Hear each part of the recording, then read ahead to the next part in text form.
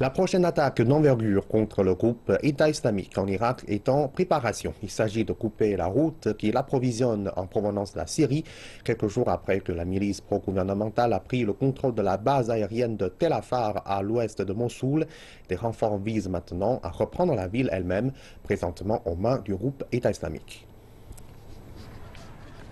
De la machinerie et des hommes se mobilisent autour de Tal Afar, située à 60 km à l'ouest de Mossoul.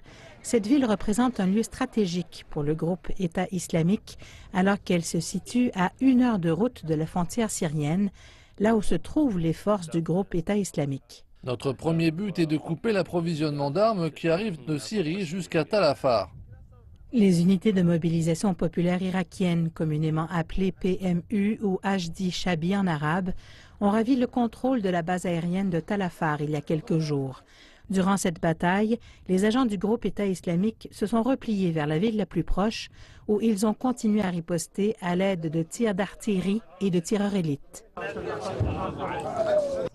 Les tireurs d'élite nous visent avec des obus de mortier de 128 mm, mais nous évitons de répliquer car il y a des civils à l'intérieur de la ville.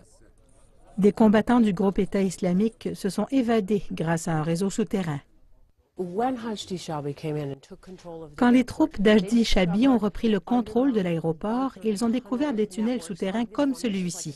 C'est un bunker bien conçu, avec une aire de repos.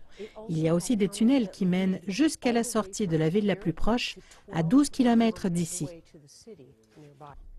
Au-delà de la stratégie visant l'éviction du groupe État islamique à Tal Afar, une autre menace aura d'importantes conséquences pour l'Iran et la Turquie.